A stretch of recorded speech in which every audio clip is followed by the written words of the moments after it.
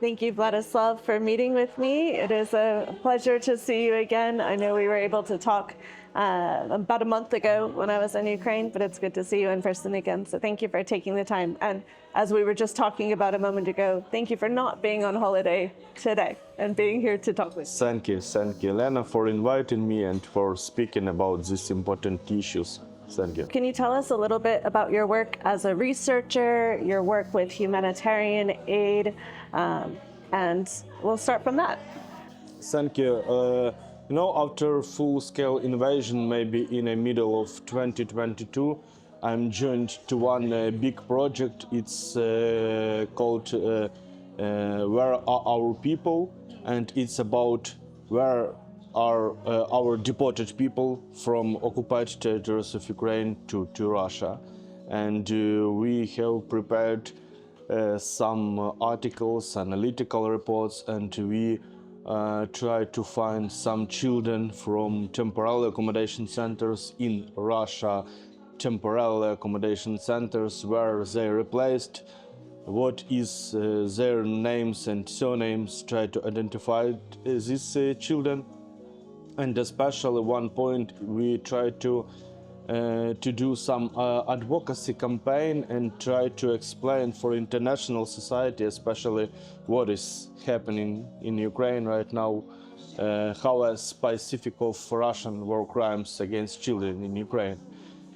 And after this project, I'm joined to Georgetown University like a research fellow at collaborator of global children issues at Georgetown University, and we do the same, especially with American society and with American scientists. And right now, I'm still working with Georgetown University and with a charity foundation East-SOS, and in some point with Media Initiative for Human Rights. It's two Ukrainian NGOs. Wonderful. So tell us a little bit more about the process of trying to get children back from Russian territory and into the West, in the western part of Ukraine. Can you share with us the difficulties that you've encountered politically and what you would want Americans to know right now? Yes, it's a very hard process how Russians try to stone Ukrainian children from occupied territories because they have some specific practice. In one time, if we're talking about orphans, they just put these orphans to bus and from occupied territories, from Donetsk region, from Luhansk region, from left bank of Khersonsk region, all of occupied territories, and especially Crimea. They removed these children to firstly for regions near Ukrainian border. It's Rostov region, Belgorod region, and Voronezh region. But after that, far away from Ukrainian border, it's central part of Russia, it's Siberia, and in some cases Far East too. And especially if we're talking about how come back in these children to home, it's very difficult because you should find especially what especially children you want to come back into home, and it's very difficult because Russian side don't share to Ukrainian side anything, list of individuals, list of these children, and you should use some async tools to find this location, to find these children. And after that, especially Office of Ombudsman of Ukraine and some non-government organization like Save Ukraine, Helping to Live, try to connect in some cases with these children and come back in these children to home. And after that, they have a process of very hard process of rehabilitation. Because if we're talking about forcible deportation of children, it's not the end of this process, because after their deportation in these temporary accommodation centers, Russian officials and Russian teachers doing with them some cases of like Russification, erased Ukrainian identity and input Russian identity for them and sharing for them a lot of Russian propaganda. And after come back in these children, it's very hard to have a re-educational process and rehabilitational process, and how to input these children to Ukrainian society after this trauma of deportation. My understanding is that in some cases they've given new birth certificates to Ukrainian children with Russian information on it to try to erase their Ukrainian identity. Yeah. If the conflict is done and the two sides have stopped fighting, in that case, how can we get those children back? Is there any ideas that the Ukrainian government that you know of might have on that, and how these children can be located, maybe DNA testing or something like that? Yes, I think first of all, it's must be one of main point in peace deals, especially because this issue come back in children to home. For example, we have some numbers of identified children. It's 19,546. It's especially according to Bring Back Kids UA and to website of Children of War, that they know about especially name and surname of these children. Yes, we could talking about rather more numbers because some part of these children are not identified for that day. It could be hundreds of thousands children, but especially what we know, especially clearly name and surname, we should ask a note of some protest to Russian society, to Russian officials that you must come back in these children to home. And it's one point. The second point, it's if they have a parents, to connect with their parents, that the parents could be in this process to come back in these children. Firstly, to identify these children in Russian temporary accommodation centers, try to have some contact with this, and after that come back in these children to home. But I think after the end of war, it could be more hardly process, and that's why we should start it right now, this process especially, and try to connect what especially government of another countries could have some support to Ukrainian government and Ukrainian NGOs, especially it could be USA, it could be Great Britain, maybe France, strongest countries who could support in this process, because in one side just Ukraine, it could for a pity not be very effective. If we have this international support in this process, it could be more effectively, and especially when we're talking about evacuation of these children. It's very hard process because we should have a lot of buses, a lot of rehabilitation centers, recreation centers, and so that's why we should have some international society for doing that. Yeah. So the parents of these children who have been taken from the occupied territories, most of the time, do they still live in the occupied territories, or do the parents now live oftentimes in more western parts of Ukraine? It's different cases from time to time. In sometimes, for example, these children who are forcibly deported to Russia but have parents in occupied territories, and sometimes parents for a pity stay in occupied territories because they have no choice if they left this territory to have a contact with their children, because contact with these children have especially teachers from occupied territories, because these children are removed, what Russian officials talking about, that they are removed only to summer camps.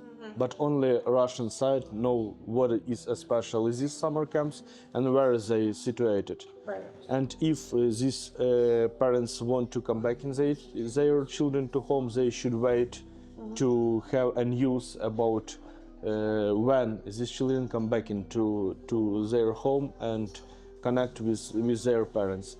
Another case, what we know, that some parents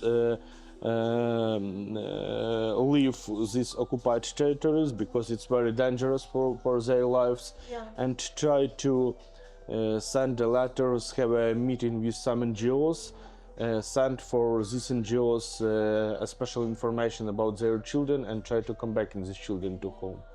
I think very effectively maybe save Ukraine in this process, but especially how we have some details about this process. It's couldn't be open information because it's especially very dangerous for safety of these children, and this part of work should be not publicly. No, I agree.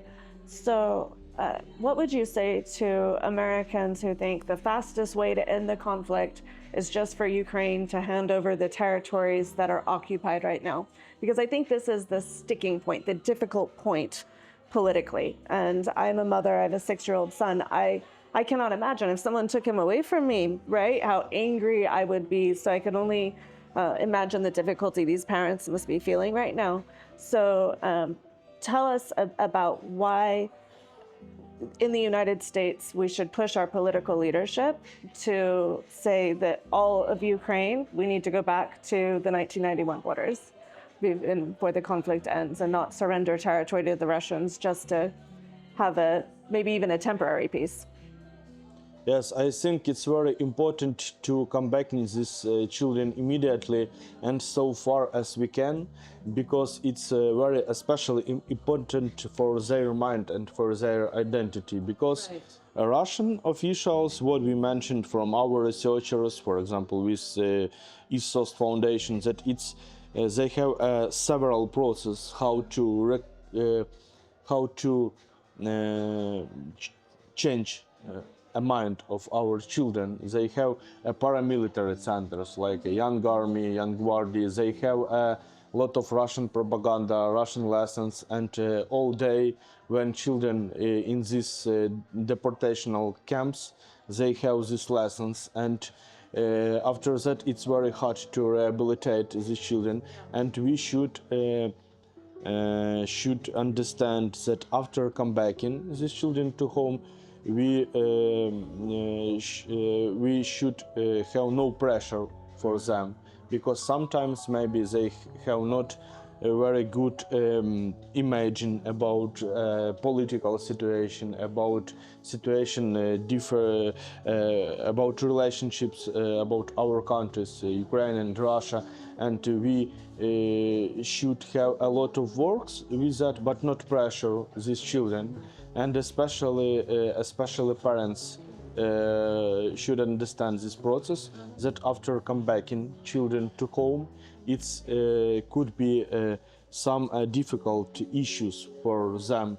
It's should be not a usual situation that they come back in and that's all. No, it's a lot of rehabilitational process, a lot of conversations with these children, a lot of discussions, because for a pity, Russian officials do not very silly, you know. They know what they do.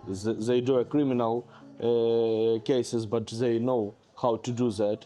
And they talking, oh, you know, for example, in Ukraine, nobody waiting for you.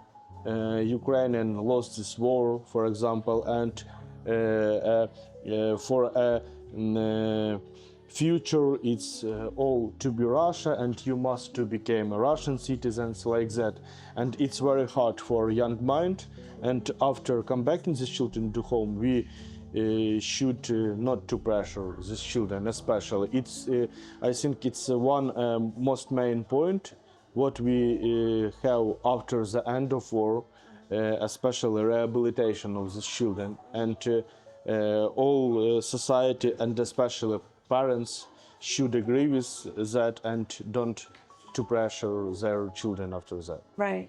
No, I agree.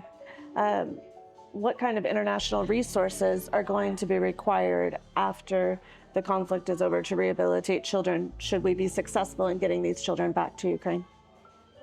I think it's could be especially international humanitarian organization, because they have a lot of experience to do that. Maybe, I don't know, it's maybe charity foundation, humanitarian foundation, Red Cross, like this, because they have a lot of experience. They have a professional clinical psychologist and child psychologist what could have a professional skills to rehabilitate professionally these children and to input in future them to Ukrainian society and to international society too.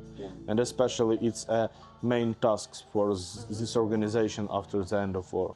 Could you talk a little bit about the issue of prisoners of war at all?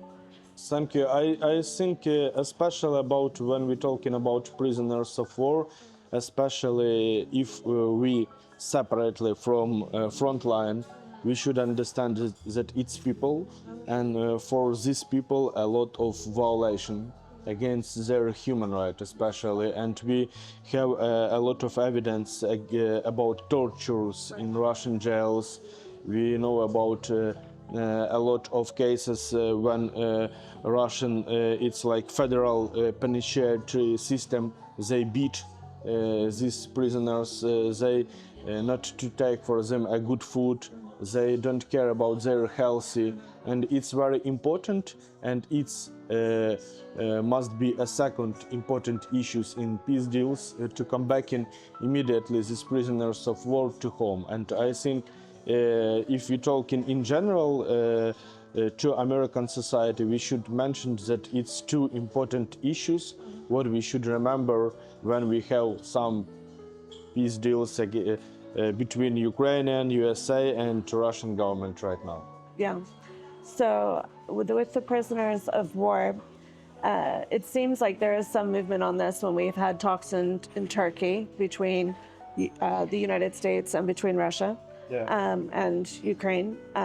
But my understanding is that we've seen progress in that element, but beyond that, we've not got a full release of prisoners. Part of my concern, if we see all of the prisoners come back at once, is that we may not have the infrastructure ready to help everyone at once. And this is where I think nonprofit organizations like my own and others come into play, where we are going to have to support rehabilitation centers for individuals.